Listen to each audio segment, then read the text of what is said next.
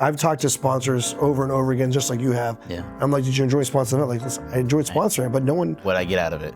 came up to me, no one took a picture to put on social media to thank me. And it's kind of funny because you're like, well, is that the expectation? And frankly, it is.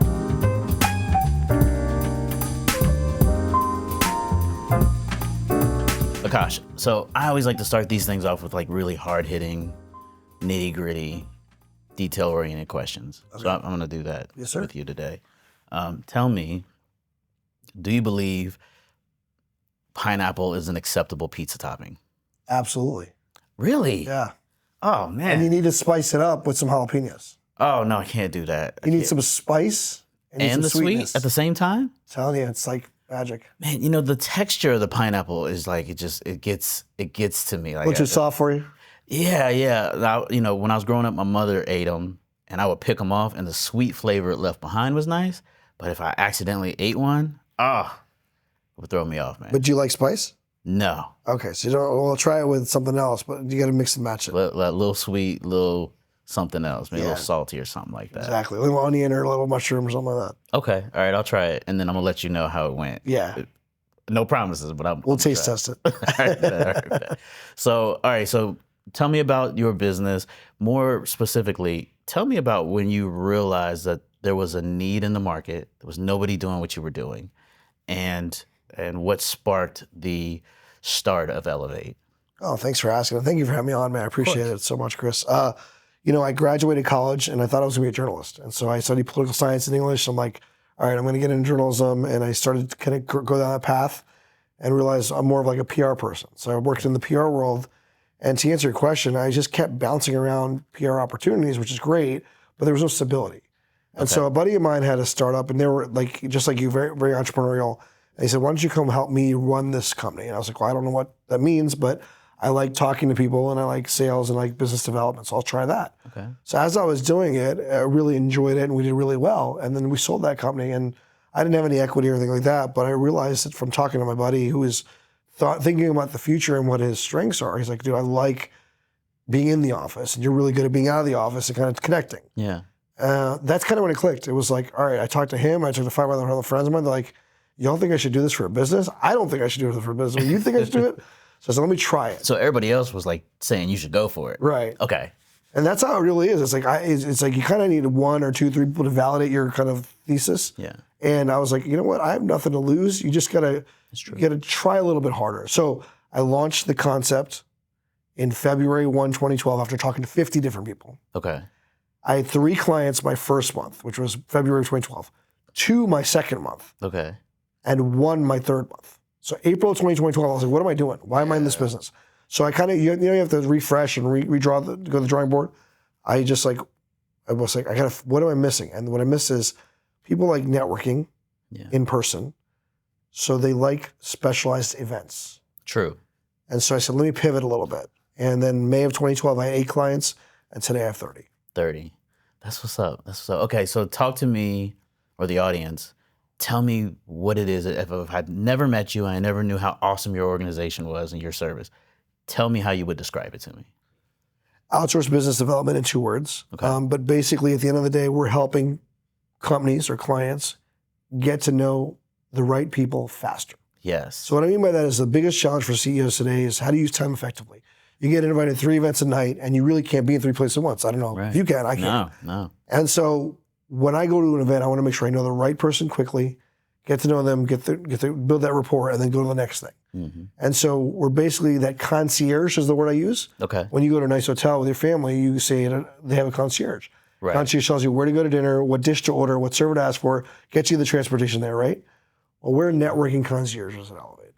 I love it. So if I'm a client, I come into one of your events, the people who I really want to get next to are in that room. And that's our job to make sure they're there. We'll tell you, hey, they're not going to be there, so don't show up. Or they are going to be there, so show up. Right. I love it. And it's really what was missing. Like we're members of the Business Alliance in Lakewood Ranch, Manatee Chamber, Sarasota Chamber. Shouts out to all of them. And love those organizations, right? But like when I go to an event, there's 100 people. It's really only, maybe 10, 12 that I really want to be next to. Right. That's it. But I have to spend my time talking to everybody, doing the networking thing. And it's fun, but when you go back to like what was the best use of my time? The best use of my time would be to spend it with those perfect individuals I'm trying to be with. Well, and then sometimes you get in that like circle of, well, I know this guy, it's more comfortable. Let me go catch up with him and talk about life. Well, we're not here to talk about life. We can do that after hours or whatever you want to do. Yes. You're here to get business done. Yeah, absolutely. So I've seen your networking skills. I've been to an event with you. You're good. You're really good. Oh, thank you. I appreciate that. How do you think that has impacted the evolution of Elevate, like your skills? It's definitely evolved. One thing I learned is, I ask this all the time. It's, when I used to walk into an event, I used to just walk around the room and just size up who I want to get in front of and then who I want to connect to. So I'd like, hey, come over here. Let me introduce you and pull them physically, right? Yeah. But then I realized there's two important people in that room. Do you know who the two people are? Me. No. Oh, sorry, there's three. Yeah? Who? The sponsor, whoever's putting that event on, right? And then the organizer. Yeah. So generally the things about people, when they write it, let's call it shout out to Brittany of the Business Alliance, right? Yeah. You go to the Business Alliance luncheon and there's always a title sponsor. Yes. And that person's writing a check so that you can come up and meet them. I mean, that's basically what it is. Yeah. Because they get sponsor remarks, whatever. And then the people at the door that register you, like the organizer, the alliance in this case, they're registering the name tags, right? That's right. So when you check in, they cross your name off the list. They know everyone in the room. Of course they do. So that person and the sponsor are the two people I make sure I thank. And that's so important because I've talked to sponsors over and over again, just like you have. Yeah. And I'm like, did you enjoy sponsoring? Like, listen, I enjoyed sponsoring, but no one. What'd I get out of it? No one came up to me. No one took a picture to put on social media to thank me. And it's kind of funny because you're like, well, is that the expectation? And frankly, it is. Yeah. If I'm sponsoring it, that's what I wanted to get out of it. Right. Right. So long and short of it is it helps the evolution because even though you and I know that, a lot of the companies we work with are nonprofits or elected officials. They sometimes need a refresh of that too because they sometimes don't even know that they can go up and do that. Wow. Like they just don't think about it. They're just going to an event. And they just leave. I'm like, why don't you say bye or take it. And the social proof thing is so funny with this pandemic age we're in, post-pandemic age, sorry, the LinkedIn. You have to take a picture. Take a picture and show you were there, tag the organization, put it out there. They're gonna appreciate it. There's gonna be a sense of reciprocity. Yeah, it just snowballs, man. Like when you tag them on social, they get the notification, man. And you're good at that. I mean, you share, and everyone shares it too. That's the other part. Everybody shares it, yeah. And then in the future, they probably will do something where they are tagging you, right? Like so, it's just this snowball effect if you do it right and you do it consistently. Yeah. Okay, so talk to me about the events. If I come to one of your events, what are the events like? So all sorts of times in the day. So we schedule 22 events a month. I know it's a lot, but we don't expect clients to go to all of them. 22 events a month. But when I say that is we do breakfast, lunch, sometimes it's a happy hour, sometimes it's a dinner, whatever it is. We give the clients a schedule a month and a half prior so they know what they're doing ahead of time. Okay. And generally the events don't have more than 40 to 50 people, but we have the attendance list in advance. Yeah. So if you know that you want to meet XYZ CEO and you signed up for this like a month ago. Yeah. And as we get closer, I can look at the attendee list and say, you know what, this guy is not coming, but this other person is. All right, cool. Aakash, I'll be there. I want to meet these 5 people and I got to go to my next event, my next work thing. Okay, cool.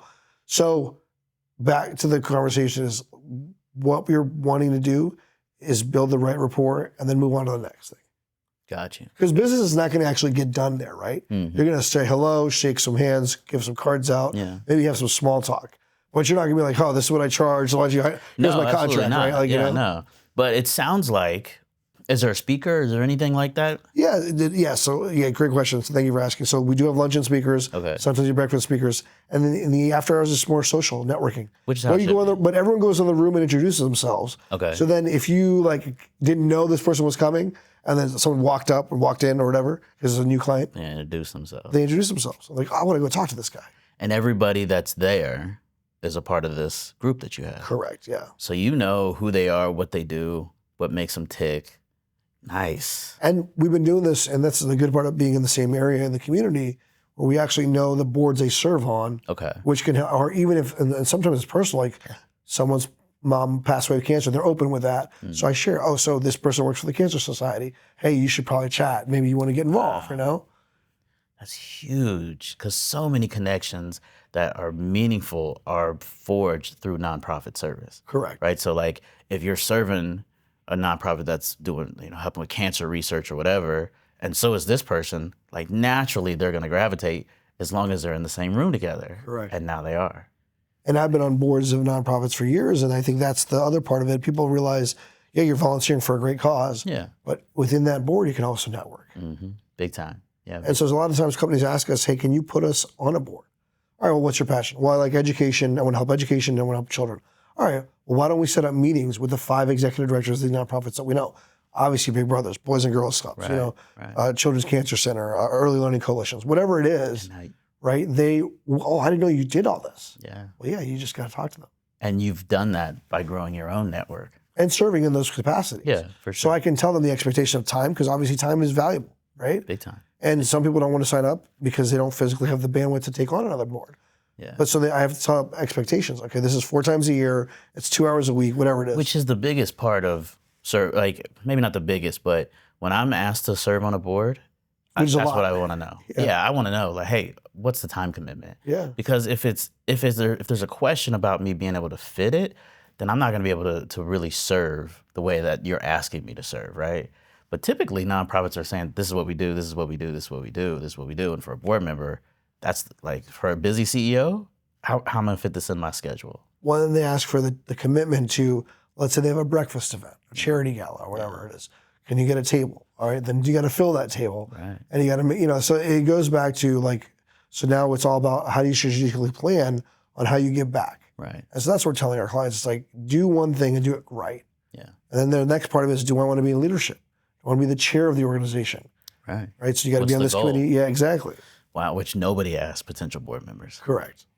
That's smart. I like that. But when I was like researching for this, I found there's an organization, I forget the name of it, but they only, it's not networking, it's more like the group is your advisors. So think of like a CEO forum type thing. Yeah. Like there is a CEO forum out here, it's pretty good. Yeah, yeah. But it was like that, but only for high net worth individuals. Right. And so their form, I'm on their website and it was like, what's your net worth? And the like minimum was 9 million. It's like, is this your net worth? I was like, oh, that's like nobody. That's the minimum? Okay. Talk to me about you as the entrepreneur. What makes you tick? I think it's helping people. I think, the biggest thing I learned is you want to make sure every day is impacting somebody. Okay. Or some organization. And when I teach networking to these folks, or even just connecting or just learning, they just learn so much and they're happier. You're basically taking people out of their box, right? Right. I mean, a good example is because we get to do fun things. That's a benefit of having this kind of business where you socialize in a different way. I mean, about a month ago, the board that I chair is the Early Learning Coalition in Hillsborough County. Okay. Most people in Tampa Bay area know the Buccaneers. Mm-hmm. One of our benefactors is Baker Mayfield and his wife Emily Mayfield. Okay. And they had a golf tournament at Topgolf. It was like just a shootout kind of thing. And so I sponsored it because I was like, you know what, I want to bring some clients, show them some different. Yeah. A lot of them showed up, clients showed up, they met new people. They got to take pictures with different athletes they probably never would have thought. Right. Some celebrity actors showed up, right? But they also got to know, this is on a Sunday, by the way, so they're taking away from their family to be at this. Yeah. Because it was just clients, no family members. And they're taken away just to learn, wow, this is how philanthropy works, this is how networking works. Right. And people just want to genuinely help somebody. Yeah, absolutely. And so when I put people together, that just makes, as an entrepreneur, entrepreneurs have to be profitable. Yeah, that's why we're in business. But they also have to have what makes them tick is like, people need this and they enjoy it. Yeah. And so the compliments I get, which are fortunate, it's like, hey, you know what, you're charging too little. I'm like, no, listen, I'm charging enough. Yeah. Because you're impacted and you're happy. Yeah. If I'm not doing a good job, then I should not be in business. Right. No, if I'm not bringing value, I have the similar view. Like I want to give value regardless of if I'm going to get a chance to do business. I feel like that's the same with you. So like anybody that's in front of me, I want them to leave from my presence or whatever, getting some type of value from me. And if that means we can do business, great. If it doesn't, I still want them to leave and knowing that, I'm somebody that they can rely on. I'm somebody of integrity. They know at least a little bit about me, enough to know that guy's all right. You know what I mean? Yeah. That's kind of what makes me tick. So. And every time I have a mentor conversation, I said, how can I help you? Or mentee conversation, what can I do? Because sometimes people just kind of beat around the bush here, like, oh, I'm thinking about, like, what do you need? Just tell me, be direct, and I'll help you whatever. Because they know. Yeah. They've been sitting at home thinking about it. Well, sometimes they're just afraid to ask. I'm like, it's okay. Everyone has been in those shoes where you don't you know you need help, but you don't want to ask for it because you want to be that person. But like this is how I look at it. Like when I started the business, I wanted to get in certain organizations just to get involved. Yeah. But you need to be nominated. Same things like Leadership Tampa or Leadership Tampa, some of these leadership programs. Yeah. Well, I had to call people I didn't know, have coffee with them, and then ask them for to be my right of left friends. And luckily they said yes, but they didn't always, I didn't get it on the first couple of times. You got to keep trying. Absolutely. Absolutely. You mentioned mentee. Do you have any mentors?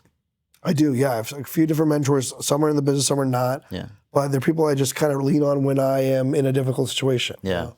And I just kind of organically grew that network. At first when I called it an advisory board, and when I was just my friends I call. Yeah. But yeah, I mean, it's once a quarter kind of just chat. Yeah. Yeah. Somebody a confidant, that you can bounce ideas off.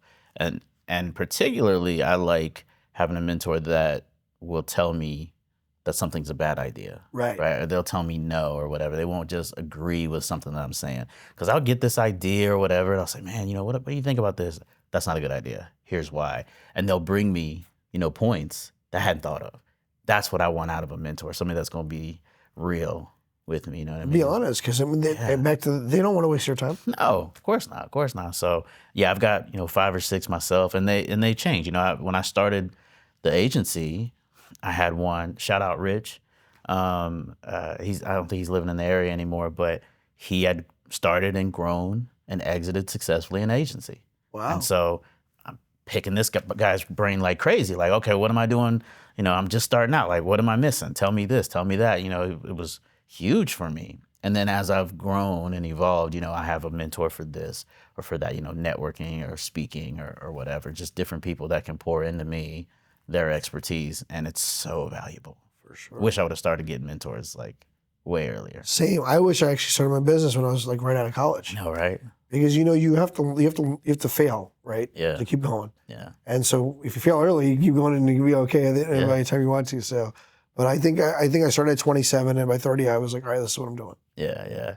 I spoke to a group of teens, like 16 to 19 was the range, and one of them asked me during the Q&A. He said, "Aren't you concerned about failing?" I was like, "No," but I can respect that at 17 or whatever, like you're nervous about failing. But if you can get comfortable with, I'm going to fail sometimes, but I'm going to learn from it. If you get comfortable with that, oh my gosh. I was probably 30 before I got comfortable with failing. Yeah. But now, like, I make little failures all the time, but I learn from every single one of them. Well, it's like the rejection part, right? I mean, if you think about how many people I had to pitch or you have to pitch to get them to hire you, and some people say no for the funniest reasons, I'm like, okay. Just got to keep moving to the next one. Well, it's a small town. So I tell people that when I ran for office and lost. Yeah. In 2018 or 2017 and 2018, I knocked on a lot of doors, and you knock on doors, people slam the door in your face. Yeah. Imagine that's in real life when you're going to a pitch or with a business person, you want them to hire you, and they just say no, thank you. Yep. I'm like, that's just like it's almost like a door's in your face. It hurts, man. And you just got to get back up and you got to get on the next door. You have no choice. We got to go next door. Yeah, absolutely. I started Agento by going business to business. Yeah, that's how you do it. I feel you. And I did have people slam doors, and I got a lot of no solicitation. Right. A lot of that, and a couple of things I won't repeat on wax. But you just go to the next door. Like what's the worst they slam the door in your face? What's the worst that can happen? I'm gonna go to the next door. Like whatever. And all it takes is one person. Yeah. They say, I'm gonna give you a chance. And then you take that testimonial, take the next person. Yeah. And when I was 27, when I was doing this, you were young too. Like it's like, yeah, you can do it. And they know you can do it too. Yeah, absolutely. Talk to me about like your day to day. You got like a morning routine, an evening routine. What's that like? Yeah, so I just recently started reading a book. I just finished a book called The Miracle Morning. So I try to wake up an hour before my first meeting. Generally, my first meeting is at 8 or 9. So I'll wake up at 6, and I'll do 5 or 6 different things. A little bit of a meditation. Yeah. Just writing down my schedule for the day, which is I know my schedule, but I try not to look at it till the day of to make sure. I know it's confirmed. I get into exercise later in the day. I'll try to do Pilates or yoga or something like that in the day, and then just try to envision like how the meetings are going to go. Almost like you want to call rehearse or role play, whatever, because you know with certain clients the way they're going to ask questions. Yeah. You just get it prepared. Yeah. And then of course I check in with the team. I say, hey, good morning.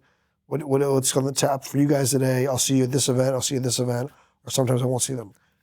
Yeah. How big is the team? I got 4 folks. Nice. Yeah. Okay. And so they're the ones like 22 events a month. Like that's a We lot have of coverage. Yeah, logistics. they know, but they know in advance, and then also it's about they have to make sure their clients are RSVPing correctly, so we know who to expect. Of course. And then we need to make sure the clients know where to park, you know, and where to meet them, and you know, so we just confirm it. Yeah. Yeah, absolutely. Well, and then the other part of it is we also need to know who they've met. So if a client goes to an event and one of my colleagues is with them, and they meet 5 or 6 people, but they don't get their business cards because maybe that person didn't have business cards. Right. And our job the next day is to make sure, hey, we saw you were there last night. Who did you meet? That's my colleague's job, my account executive's job. So they say, okay, this is who we met, or this is what they look like. And our job is to get the information and send it to them, or do the introduction. Oh, wow. So even if they didn't have cards on them or something, you can make sure that they got a meaningful connection. We have the list of attendees. We just haven't provided it. So we have the list. So it means we know their email addresses or whatever the contact information provided. And then you just do a connecting email, and now they did get that connection. Yeah, saying you guys were both in the same room last night, but you didn't get to meet, and I think it's valuable for you to meet. That's awesome. That's awesome. We've been starting this thing recently where we ask a guest to envision themselves on this side, in this chair, and they're asking an entrepreneur a question. Now, you've got a little bit of insider information, so you know who's next. But if you could ask an entrepreneur any question, what would it be? I think it's a question that I think most people like to say. It's when I leave meetings with entrepreneurs, I always ask them, give me either 2 people I need to know or 2 books I should read. Oh, I like that. Right? Because I want to be like them in theory, right? Like I want to be like you. So what you're reading I want to be like you, so I need to read what you're reading. Yeah. And then generally speaking, if you know, I mean, you know, we know a lot of the same people, so we're connected. Yeah. And same with my entrepreneur mentor friends. But if they know 2 more people, They do. right, I want to know them too. Yeah. And then the next question is, can you connect me? Yeah, of course. Yeah, of course. And then the 2 books, I love that because like what is making them tick, there's a reason they're reading. They chose to read that book. I love that. Well, and every little book gives you a nugget of what you can implement in your business, Yeah. right? And you know, for me, the one book is Never Eat Alone. Have you ever read that book? No, I've heard of it. It's phenomenal. It's about the concept of basically never eating alone, always making sure your relationships are valuable. I love it. I love it. My favorite is probably Extreme Ownership. I really enjoyed reading Extreme Ownership. Profit First was really good too. I've heard that. I've not read that. It's a different take on like how you manage a business's finances. It's very different, but I enjoy it, and I'm implementing it here in the agency, and it's gone pretty well. But you've read Extreme Ownership? I've read the Cliff Notes. I've never read the whole book. It's a good read. Are you a? I'm Audible. I'm Audible too. Yeah, especially when you're driving. I can't sit and like I can sit down and do it, but like a few minutes into it, I'm like, this is boring. Unless I'm on a plane or something that's consistent, but you know, it's hard to read when you're at home. Last question: what's the next few years hold? Oh, thanks for asking. No, I mean, I'm very fortunate that I'm on these boards, and I think I want to grow the business a little bit. I'm doing some work in Sarasota, as you know. Just go to a couple of other markets. Thinking about Jacksonville, Sarasota, Tampa, obviously is there, and then also just figuring out the next step in the services. Right? I mean, the networking is great, and the events are fun, but there's got to be something a little more. But you know, I figure it'll organically happen. It will. Yeah, you'll evolve. Like, you know, the services that we offer today, we didn't offer when I started the business. And just as the industry evolves, you'll pick up a service, here or there. I'm trying to remember when we started doing video marketing, 2017. That's 6 years into business. Yeah. You know, and then last year we added answer engine optimization for ChatGPT and stuff like that. But if you'd asked me 5 years ago about that, I'm like, what's AI? Right? So just as the industry evolves, you just pick up new stuff organically, just like you said. Yeah, AI, that's one thing we thought about, maybe do an app or something like that, you know. Good. So everyone's information's in there, but so it's growing. We're thinking through the things, but right now it's, I'm at 30 clients, like I said, maybe get to 40 clients. That's been a goal of mine for a long time. Yeah. Okay. So when do you want to get to 40? Because it's August 28th, my man. That's right. In a year and a half, I think I can do it. Okay, so the end of 26. Yeah. Okay. I need to hire a couple more team members to make sure we're there, but I mean, be able to serve. we've had 32 clients in our max, so we're almost there. Okay. And it's it has to be a fit, right? This is matchmaking. Got to be a perfect fit, yeah. They got to make sure they need us and we need them, and we're also delivering value. Yeah, absolutely. Timing's got to be right for them too. Yeah, we don't want just anybody. We have to with the right, and that's what I tell everyone who hires. consulting firms or other extraordinary vendors, like, you know, it might be great, but they might be great for you. Right. Yeah, for sure. Well, Akash, man, I really appreciate you coming down, sharing your story with us. Thanks for being here. No, thanks, Chris. Appreciate you. Man. See you, man. Let's see.